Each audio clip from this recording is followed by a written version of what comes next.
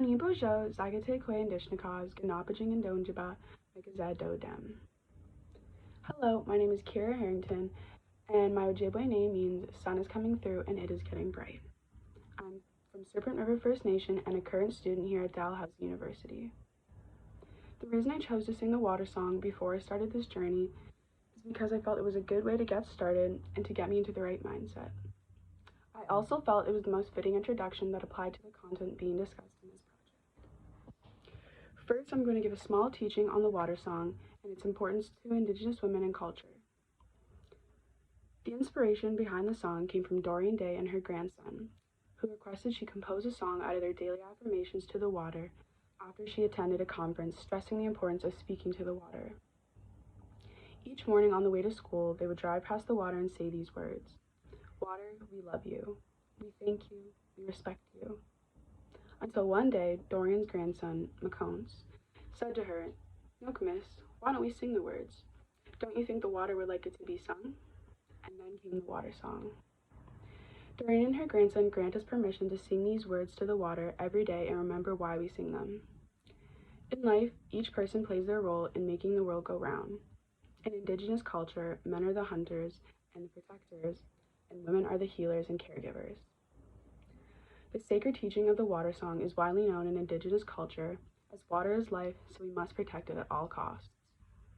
It is believed that Earth is a woman, hence Mother Earth, because she is made up of all living things.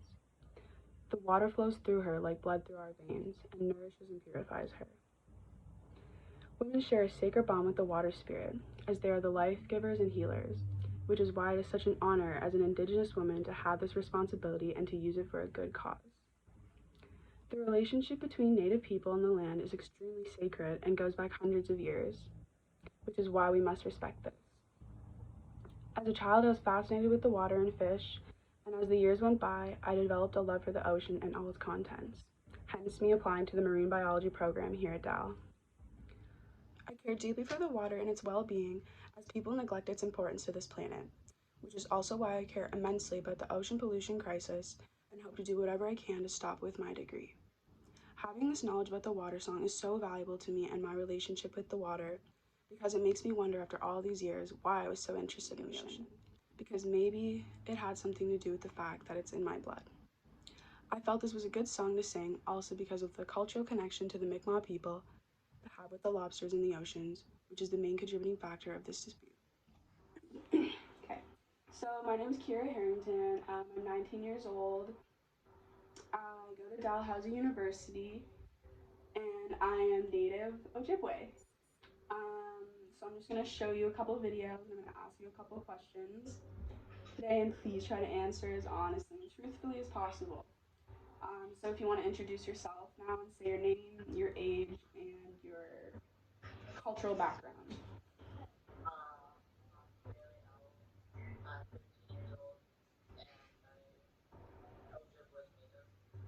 Cool, awesome. Okay, so I'm going to send you a video to watch, and I want you to watch it, and then so what did this video look like to you?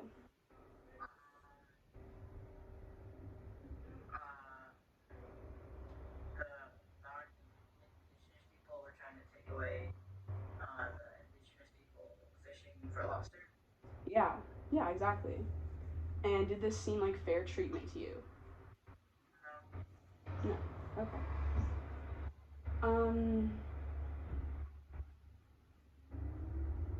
Does being conscious, or I guess, are you conscious of the fact that you are native in a cultural, oh my god, I'm going to ask you this. I'm going to ask you this question, let me know if this makes sense to you. So does being conscious of your friend's ethnicity or cultural background affect the way you interact with them on a daily basis? So does knowing that you're native and that your friend is not native, does that change the way you see them or the way you want to hang out with them, or if you want to play on the same sports team as them? No. And how come? Because we're like the same, like not the same, but like we're like, yeah, I guess we just do the same stuff together. Like they treat me right. Exactly. 100%. Yeah, like you treat others how you want to be treated, right? Yeah, exactly. Okay, now I'm gonna. I need to watch another video. This video I show you could be an example of how social media falsely shows issues. Yeah. And why do you think that? Because like they see like the wrong side of the video. Yeah, 100%. That's why I wanted to show you the more, I guess, aggressive content video first, then the more educational one, because I wanted to show you real, raw videos of what's happening to the people here, the people on a daily basis, and how it's affecting them. And then I wanted to show you the second video and like give you real facts about what's happening and why it's happening. And yeah, okay. So did you know anything about this issue today? Or sorry, before today? No. Nothing and not at all? How do you feel about this current issue? What is your opinion? Um. They shouldn't be treating them like they are right now. Like from the video. Yeah, 100% because they have that recognized right the same way we have the right to in like status cards and stuff. Now I'm just going to give you like a little bit of explanation as to what this project is and like, what it means to me and why I'm doing it and stuff. So the reason I'm doing this interview is for a project in my university class called Halifax in the World, where over the course we've been discussing past, current, and future issues regarding social equality, reconciliation, like slavery, and just like so much more like important issues like that. And the goal of this project is to actively contribute to the processes of reconciliation and decolonizing by engaging the public concerning one of the social, racial, or environmental justices or other issues we looked at in the course that you find important or interesting. So personally, I found out about this dispute, and yeah, literally like what I just said to you. It's like when I first heard about it in like September, I like literally saw that video and I thought to myself, okay, it's 2020. I thought this problem was fixed, and when Stephen Harper apologized, I thought this was fixed and schools were shut down. I thought this was fixed when we talk about truth and reconciliation like every single day. So for my project, oh my god, I need to breathe. So for my project, I decided what better way to raise awareness than interview the youth and find out their positionality on this current issue after being educated about it and the horrors behind it, everything, just like residential schools. I chose to interview young people because over the course we've learned that children are the future children are the future, and the misinterpretation of Indigenous culture goes back like decades ago to when the first piece of information was taken from Indigenous people and brought to schools to be taught. Um, it needs to be changed. The education system needs to be changed because there are things that we are teaching about the native culture that just aren't true. And if we want to have any hope of reconciliation, the first step in doing this is to educate our youth and to encourage them to take real action and make change. Reconciliation is defined as the establishing and maintaining a mutual respectful relationship between Aboriginal and non-Aboriginal people in this country. In order for that to happen, there has to be awareness of the past and an acknowledgement of the harm that has been inflicted, atonement for the causes, and action to change behavior. I want to use this project and my voice as Miss Genaabjaajing Princess to represent my people in a good and respectful way and to continue to raise awareness about reconciliation. Decolonization.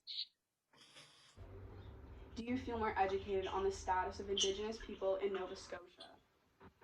Yes. Yeah? What did you take away from this presentation? My last question to you.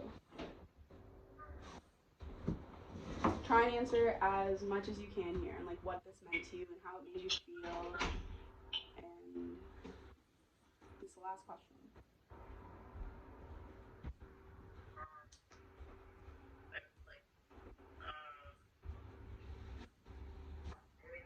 Feel kind of angry because they were not treating the Indigenous people right. Yeah, 100%. So it makes you feel upset. Yeah, it makes you feel frustrated, probably because you're in Ontario and like there's not much you can do to help the people right now here. But because of that, because you can't physically be here to help these people, something you can do is you can tell your friends about it. You can I'm gonna make a video and you can tell your friends to watch it, tell your parents' friends to watch it, tell people, just talk about it, let people know that you're native and like stuff like that, just to like keep the native culture alive. But yeah, okay, so that was the whole interview. Hello, my name is Kira Harrington. I'm 19 years old and I go to Dalhousie University. I am Ojibwe background and I'm native. So I'm just going to show you a couple of videos and ask you a few questions today, and please try to answer as honestly and truthfully as possible. And if you want to introduce yourself, say your name, your age, and your background. I'm Genaabjaajing. I'm 13 years old and I go to ELSS.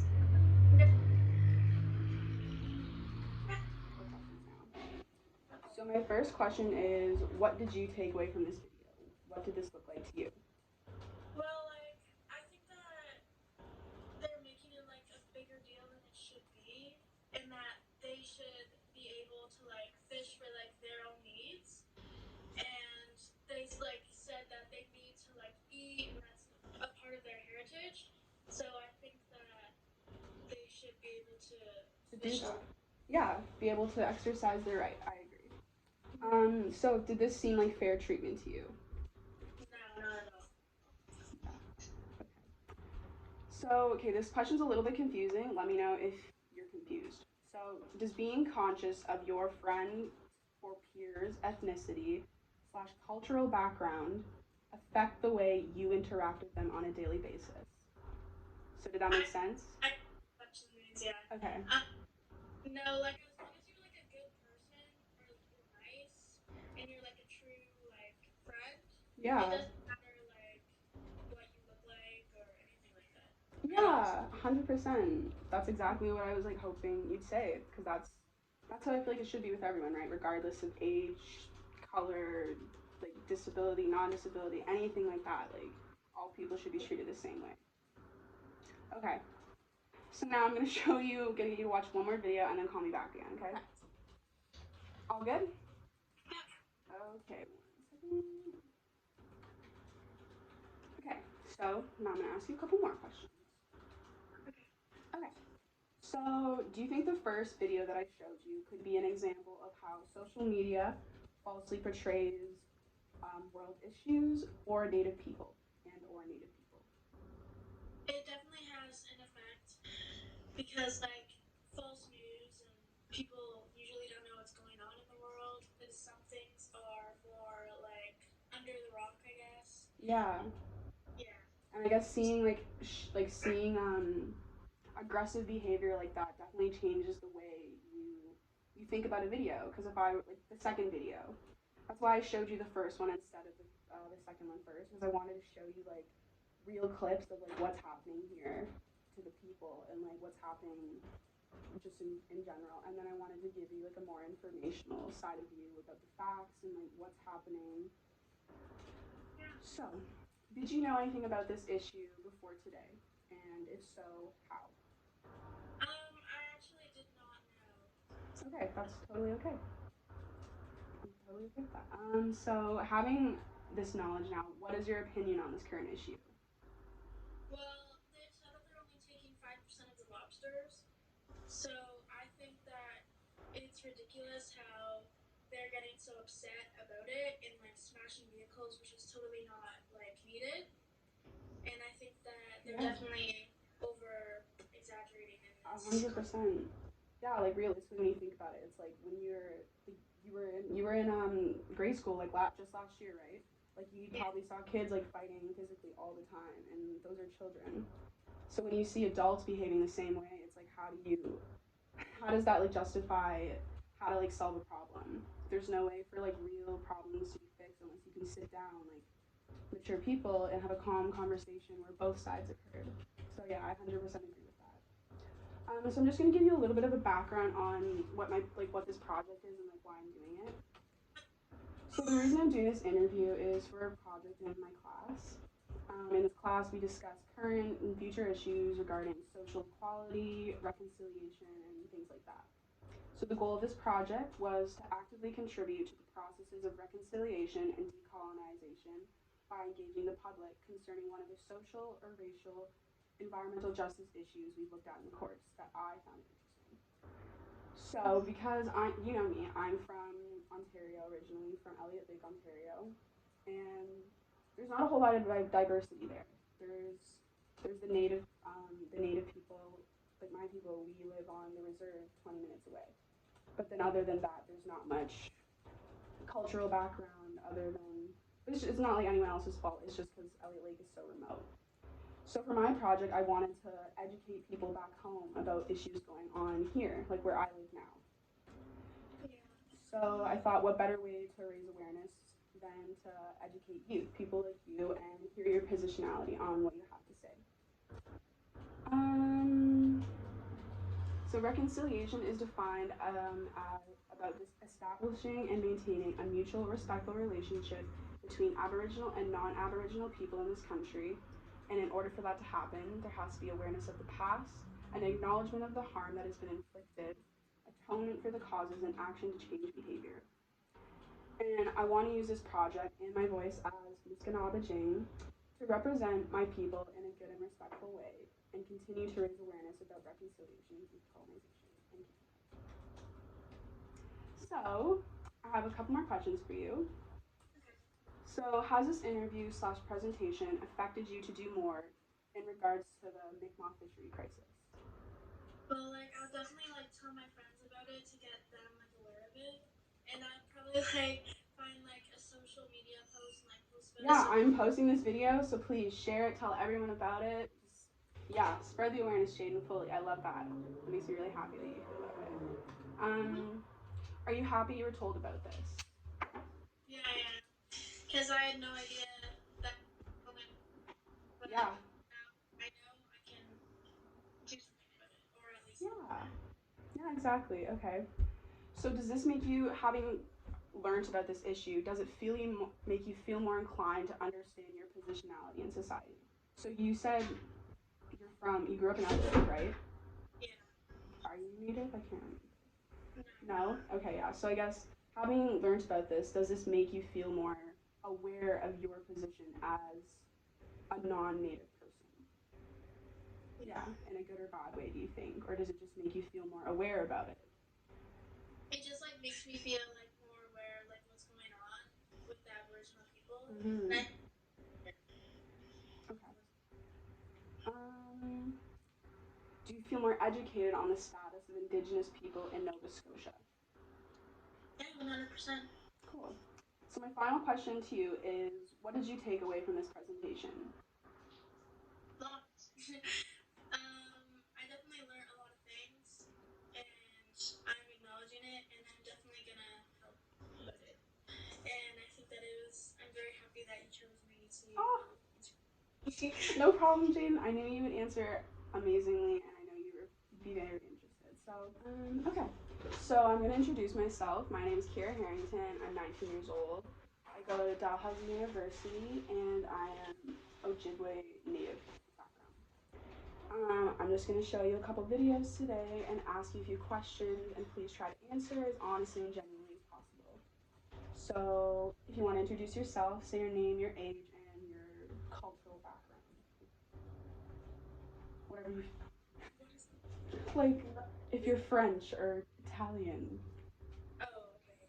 I'm 16 and I'm French, like half French.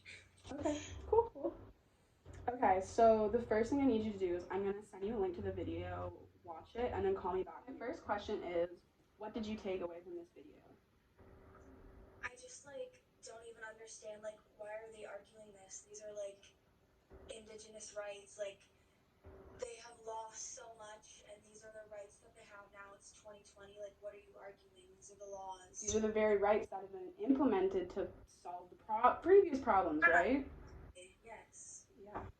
Did this seem like fair treatment to you? Absolutely not. They're so, like, aggressive towards the Indigenous people for, like, no reason. This is the law. People are, like, blowing this way out of this should not be It's like, happening. why are adults acting like children? Why can't they tell us what they tell? Yeah, why can't they say to each other what they would tell us? You know, use your words. Yes, exactly. If it was the other way around, they would just like it would just be a whole different situation. 100%. Yeah, I totally agree. Okay.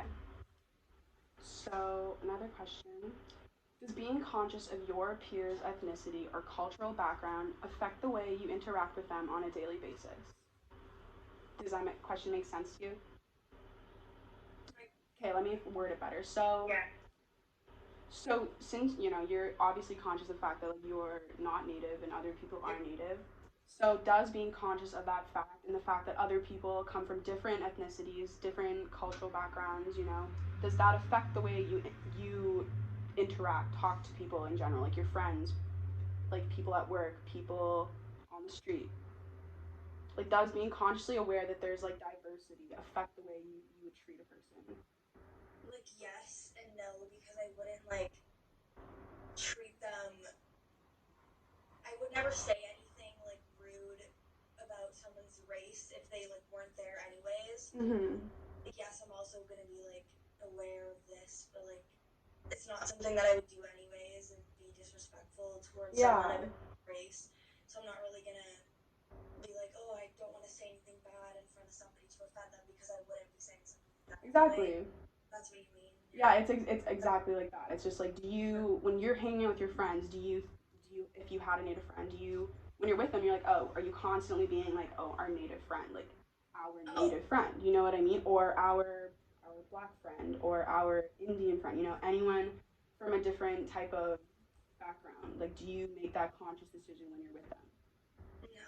No, but I definitely like stick up for them if that's like something they need. Exactly, 100%. That's what I was getting at. It's like people are people, and we should all treat everyone the same, regardless of age, like looks, appearances, like mental health. Like everyone should be treated fairly. Yes. Okay, so now I'm going to show you another video. Do you think the first video that I showed you could be an example of how social media falsely portrays world issues and or Native people? Yes, I think it definitely represents that because on social media you'll see they'll show you like one half, like maybe people think the Indigenous people are like countering that as aggressive. They're only showing that side of it and they're not showing the other side. So I think that happens a lot with social media where you only get one side of the story. 100%, yeah. Like I think a lot of the problem with social media is they show clips that are like enticing for people to watch. They show clips of like violence, of like people, of like things actually happening, because that's what interests people, which is the sad part. So but yeah, 100%. That's why I showed you that video first, to like give you a reaction, or like to get a real reaction of like, and to show you what's actually going on between like regular people interactions, like the physical altercations. It's just like unreal. And then that's why I decided to show you like the more informational video after, to give you, yeah, like the hidden side that social media sometimes forgets to acknowledge, like the facts. You know, when you see like videos like violent protests like that, obviously you think, okay, everyone's playing a part here, like, you know. But when you hear about false opinion, yeah, because like it's the truth. It's like when you see that stuff and you don't have the background information, it's like, what else are you supposed to think? Yeah. So yeah. Did you know about this issue today? Before today? And yes. Oh, if so, what source or how? Yes, I did know about this. I follow a lot of pages on Instagram that post like activism and stuff. So I read up on this and learned about it. That's amazing, Kylie. It makes me so happy to hear that. Okay, so what is your opinion on this current issue? It really just upsets me. I think people, like, this is the rights of Indigenous people. They've gone through so much in Canada and like all around the world too. But like, so these are their basic rights that they've deserved and earned. Like they deserve this. This is their rights. It's in the law. So why are people arguing it? Like it doesn't make sense to me. It's a genuine question to yourself. Where you're like, why? Why is this happening? And it's so like aggressive to like the It's just crazy. Like people are in danger. People's lives are in danger. Like that man. It made me sad. Like the video when the guy was saying like they can't get bait at certain places because they're Indigenous. They can't fill up the gas because people would discriminate. It's upsetting. It hurts to hear, right? It's like imagine you or like your sister or your mother or someone went somewhere and said, "Can I have this?" And they were like, "No," and they asked why, and they said, "Because you are this." And it's like 2020. This is like just ridiculous. Yeah, and I'm really glad to have that like point of view from someone who isn't Native, and like yeah, you that just goes to prove it's like it's not fair regardless of like what ethnicity you're from and stuff. 100%. Yeah, I think it goes back a long time, and people just need to like keep acknowledging that. Yes. So I'm gonna give you a little bit of background about what this whole thing is and why I'm doing it, and continue to raise awareness about reconciliation and decolonization in Canada. Love that. Thank you. I agree with what you're saying 100%. Like school, like education is such a big part of it. Like when we had Orange Shirt Day, there was like only a few kids, like I was one of them, wearing an orange shirt, but like our teachers don't even talk about it as much. Like my teacher did. She's Miss Robinson. She's very She's a Native Studies teacher, yeah. Yeah, she was talking about it a lot. And she said some really good things, and that's so important. But then, like other teachers didn't, and I feel like, and there was no like big announcement. No, like I feel like there needs to be more. 100%. There needs to. It's like it starts when you're young. Those people who are adults now who aren't broadcasting it and raising awareness about it now, were just not exposed to it at a young enough age where they deemed it like a worthy enough, I guess, cause. I don't know. I guess that's kind of subjective to say because like some people I guess are just they just genuinely don't know about it, and then some people yeah they weren't exposed to any of this, so they don't feel inclined to get involved, which is fair because like I'm that way with different issues too. Like I don't know about them until like this one until I found out, and I was like, I'm gonna do something. So, has this interview / presentation affected you to do more in regards to the Mi'kmaq fishery crisis? Yes, I was educated on this before, but I feel like this opened my eyes even more, and I want to see what's out there to do, like petitions, like what I can do and stuff. And it can be as simple as like telling your friends about it or acknowledging that like the people you go to school with are Native, and just literally just acknowledging the fact that like you are living amongst people, and it's just and even still like you share this video, yeah, tell people about like the videos that I showed you. Like it's as simple as like sending a link in a group chat and it gets spread like that. Like tell your parents about it. Like please, I want this. I want people to know. My mom watching the videos. Oh, really? Awesome. I'm glad. Go Mel. But yeah, I really genuinely want this to be spread. So please, yeah, I hope this was good. I only have 2 more questions left. Are you happy you were told about this? Yes, I guess more. Yeah, more told. It told me more in these videos. I haven't seen these videos. It's impactful, right? Yeah, they're very powerful. The first one, I was like, oh my god. It's impactful. You feel it, and you're like, oh, that's so real. I'm glad I saw those, and like I see the severity of it more now, and I know what's going on. That's good. I'm glad. Okay. Does this make you feel more inclined to understand your positionality in society? Yes, I feel like it's important to know like who's around you and everything, and like what you said, like fully what you said when I asked you how you said you're like, yeah, I'm aware, and of course I'm gonna step up for my friend if someone's making like a racial comment, but you're also like, I'm not gonna ever call anyone out for being of different anything.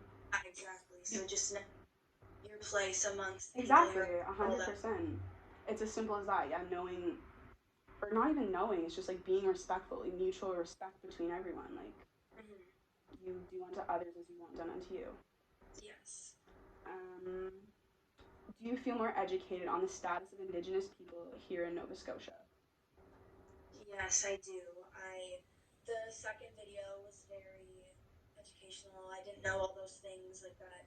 And they denied service and stuff at certain places. Like I wasn't aware of that. Yeah, so yeah, 100%. I was really interested to hear that like the lobsters are actually part of like a ceremonial purpose for them. Like it's fully not just them like wanting to fish, you know, like just taking resources. Again, like I said, it has to do with like the culture, and people need to understand and respect that because it's a very large part of Indigenous people's lives.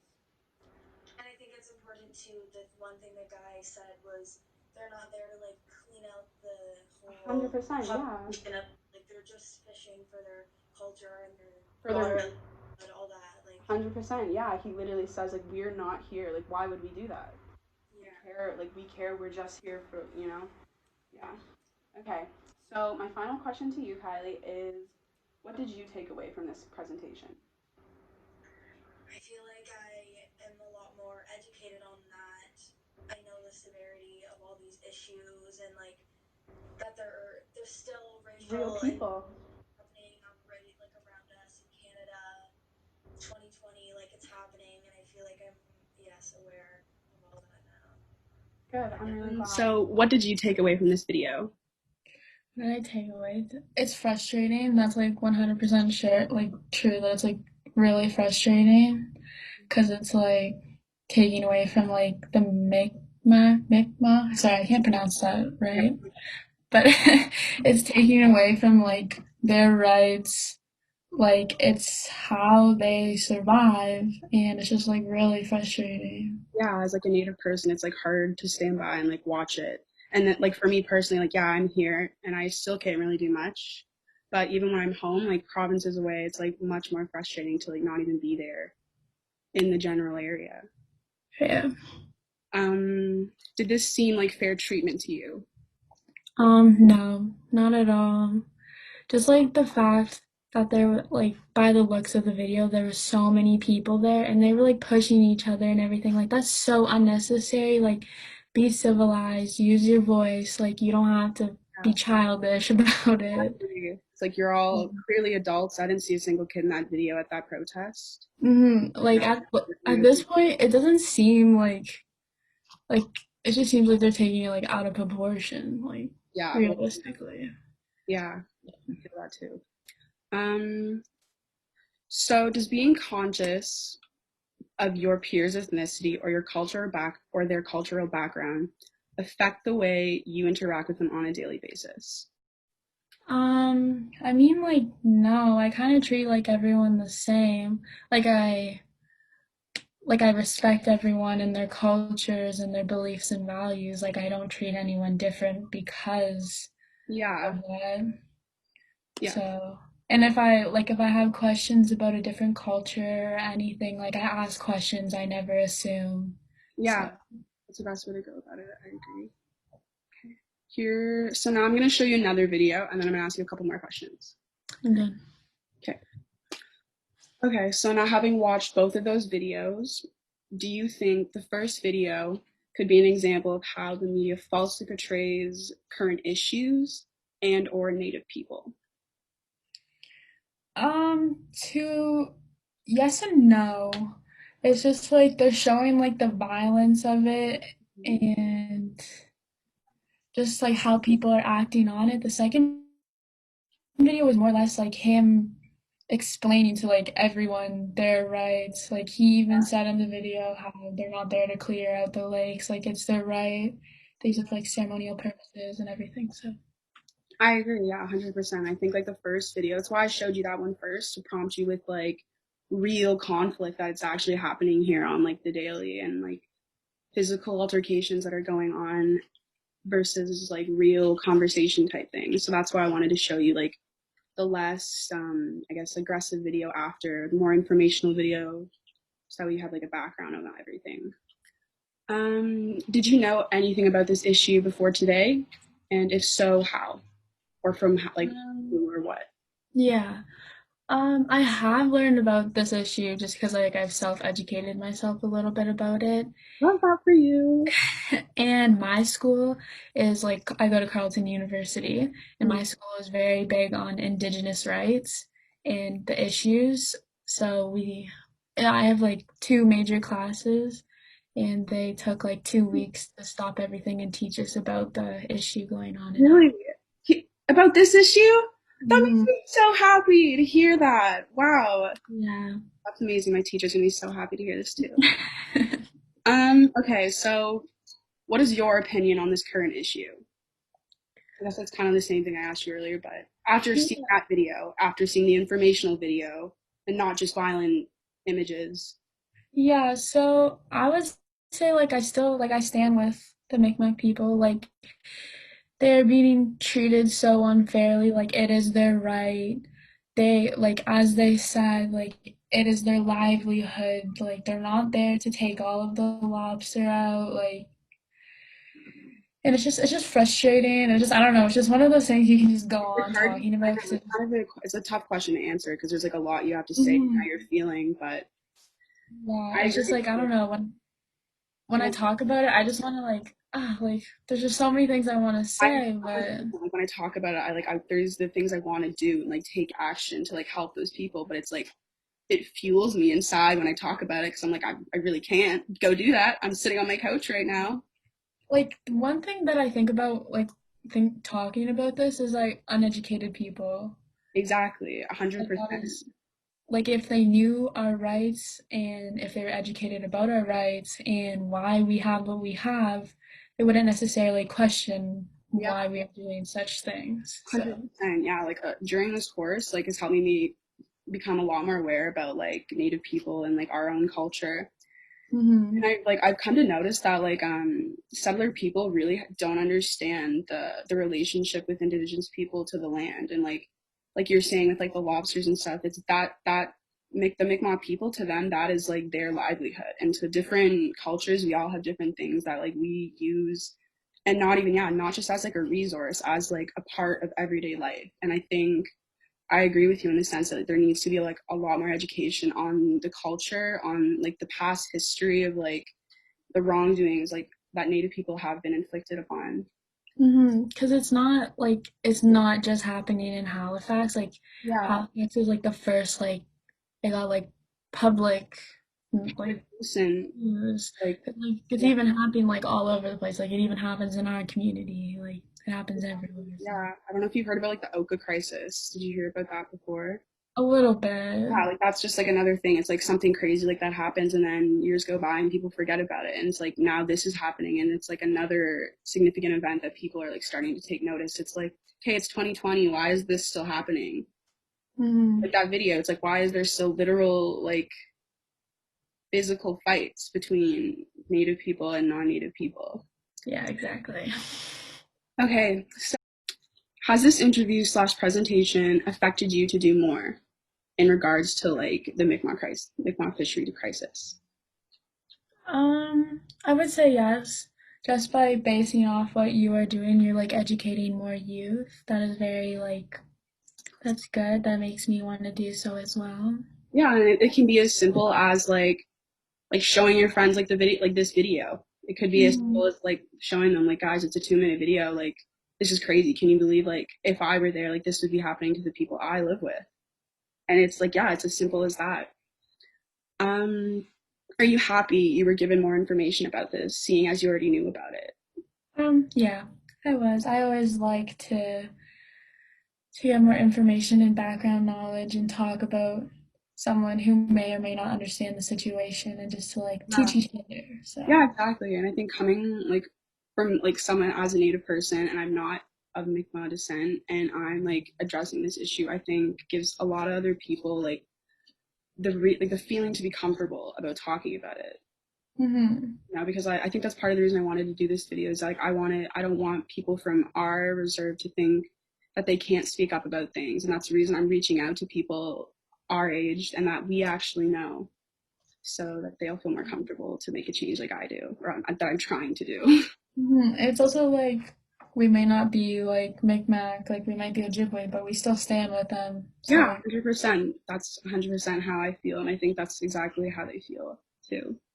Um, does this make you feel more inclined to understand your positionality in society? I guess for you, it's different because you're native. um, yeah, no, I don't. Yeah, bad question. Okay. Um, do you feel more educated on the status of Indigenous people in Nova Scotia or Native people in general? Yeah, I would say so. Like before all of this, I can say for myself that I did not know anything about the Mi'kmaq people in the slightest bit. Yeah, So, it's crazy. It's like it's as simple as that to just like tell someone about it. Yeah, I really encourage you to reach out to your friends and yeah, to raise awareness. I guess my final question to you is, so what did you take away from this presentation? That youth can help teach each other and raise awareness. Is that what we're doing right now? So Yeah. So hello, my name is Kira Harrington, and I'm doing an interview, and I'm just gonna, well, because Gabrielle is part of this class and she's already seen the videos, I'm just gonna show them to her again or ask her if she remembers what they look like, and then I'm gonna ask her questions around them. So, Gabrielle, if you want to introduce yourself, how old you are, and what your background is. Sure. Hi, guys. My name is Gabrielle Barlow, and I'm in the course with Kira. I'm from Indian Island First Nation in New Brunswick, and we just, throughout the course, have been discussing Indigenous sovereignty and what that looks like in terms of the fishing crisis that's currently going on. Being an Indigenous person, you know, we're constantly seeing in circulation in the media of these videos that you know, show First Nations people are our people, you know, experiencing the violence of settler colonialism, and it's absolutely terrible to watch because when it's in circulation like that, you don't have the choice to turn it off. And being a Mi'kmaq person, being Indigenous in general, it is very hard to see that. So. My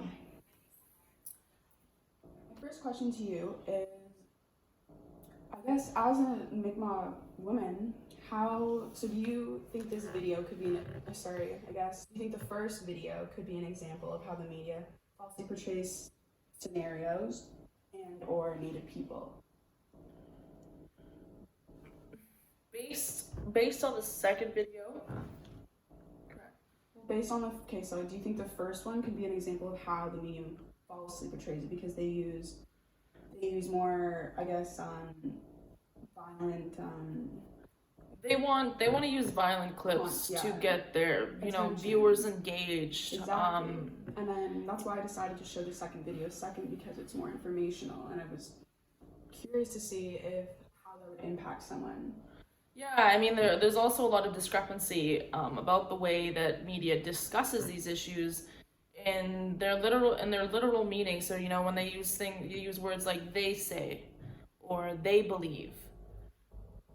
You know, we are saying that because it's true and it's factual. Mm-hmm. So it's just the vocabulary used. It's quite insulting most of the time. But it's like, what I also worried is this constant perpetuation that, you know, we are whiny, that we want something that we can't fight back because we can't fight back. Because the rule of law is not the rule for everyone. It doesn't apply to everyone. If we were to fight back in the way that those settlers were fighting in the first clip, we'd all be chucked in jail. Yeah. If we were burning down lobster pounds, we'd be chucked in jail. And what fight do we have from jail? But when you see the rule of law and these different regulations and legislation that come up, those are the loopholes that they use, because they have to continually change the rules in order to suit themselves best, because it is their game. But we are figuring out how to play that game, and we are figuring out how to win it through our Indigenous scholars, through our elders, using the two-eyed seeing approach. This shift in narrative is something that is required to happen, but not through the use of settler media. I don't believe. I think that Chief Sack has done an excellent job, and all of his associates, in terms of fighting for what is theirs, and doing that in a way that is conducive to success. And I suppose only time will tell in terms of where we're going with this. I really agree. I think people talk about the future and how we want things to change and how we want society to look like. But in order for that to happen, like, everyone needs to play an active role in making those changes and taking action, and not just claiming that we're going to do this, we're going to change that, we're going to acknowledge this. We need to see, like, real action before there can be any real reconciliation. has this interview slash presentation affected you to do more? Yeah, it's hard in that way because Yeah, when you live it, she's fully part of it. but it's like I find it, you know, just in the scope of Indigenous youth that are in school right now, um, it can be very consuming. Because, you know, and the way I likened it was to, I don't know if any of you have ever watched Harry Potter, but it's like that final battle, you know, good versus evil, and I think that we can work towards a better future, but it requires everybody, you know, and in this fight for our rights, it can be very, very exhausting, emotionally taxing, but I think that there's a way through this, and a way that is conducive to the success of everyone. But it is going to require significant change, yes. I think a lot of it needs to do with people being comfortable with reaching out to others and coming together. Like me and Gabrielle, we met in this class, and meeting her was a big change for me, and it makes me hearing her perspective. Oh yeah, so what I wanted to mention was that my project is mostly targeted towards children in Ontario, where I'm originally from, because I wanted to educate them about issues going on elsewhere, because I go to school here in Nova Scotia and I'm from a reserve in Ontario. So, but I really wanted to have Gabrielle's perspective because I value what she has to say a lot, and I know she's very knowledgeable about the culture, and she's like Mi'kmaq culture. We do our best. When you've had your culture taken away from you for so long, and you're trying to relearn it, there can be this sense of imposter syndrome. And due to my colorism, I don't exactly look Native, but to me that's not what's defining. You know, although my parents are both full status, I sometimes get pushed to the side because I don't look like a TV Indian, a commercial Indian. I don't look like the guy off the Lakota commercials. So, you know, it is hard, but I think that's like a good thing that you said that. I think that has to do with a lot of like the problem is that prejudice is like plays such a big contributing factor to everyday life. Yeah. Like to this issue, they see someone coming up to buy gear and they look at you and they think, oh, because of the color of your skin, are you Native? Yeah. Like they assume. It's like, would they even ask, or would they just assume that? But say, you know, Gabrielle and I having lighter colored skin, you know, would they still assume the same things if we hadn't explicitly said we aren't of Native background? Yeah, you know, you get a lot of people that are really comfortable in saying things to your face because they don't think you're Indigenous. Yeah, and I think that's one of the things I wanted to do with this project is I wanted to raise awareness to the people from my reserve, because coming here I learned so much. I wasn't exposed to all of this racism and discrimination because there's not very much diversity from where I'm from. So I'm hoping that when I interview these young children that they hear about this and they see me as someone they know and they feel something, like genuinely. I hope they feel, I don't even know what I want them to feel, I just want them to feel something. And I guess that's the whole goal of my presentation. But, so my final question for you, Gabrielle, is what did you take away from this presentation? I think first and foremost, it's important to look at media portrayal, to be discerning about your sources, who funds those sources. Is it true? Why are they saying these things? Why, even if they're painting the Mi'kmaq in a good light, why are they doing so? Why? You know what I mean? You have to question all these things, because if you don't, then you're just consuming, you're not actually thinking. And if you're not Indigenous, you have every resource available to you to do so. And that includes energy and time, in ways that we don't, because we live it. We see it every single day. So accounting for your privilege to realize that you can learn about these things, and you can be actually quite knowledgeable if you do your research. You don't have to follow just what the central news pervades, because it goes deeper than that. They're not educated on the issues enough in my perspective. From my perspective, they're not educated enough to be discussing these things. Exactly, and that's part of the reason I think this project is very important and powerful, because each student had had the opportunity to go out and use their voice and their own ideas to tell people about this issue. And a lot of she did a spoken word poem that was beautifully spoken, by the way. Oh, thank you. And I'm doing a video, and I just think it's a really beautiful way to show how like there's different ways you can educate people and talk about importance the same way we talk about Black Lives Matter, the same way we talk about going to church on Sundays, the same way we talk about having dinner with your family. It should be normalized, and it shouldn't be discussed in a way that people are afraid to talk about it. The way I talk about it with Gabrielle, like we talk about it like it's just a normal thing, and that's how it should be discussed. I want to give a special thanks and shout out to my incredible teacher, Jillian Austin, and my TA, Holly Dickinson. They are both of non-Sutter descent, and despite that fact, these two women go above and beyond in recognizing the truth and importance of Indigenous culture in today's society, and make active efforts to help towards this. I learned so much from this course, and it has made me far more proud and aware of what it means to be an Indigenous woman in Canada. Miigwech, and I hope you enjoyed this presentation and feel inclined to do your part in reconciliation and decolonization. Miigwech.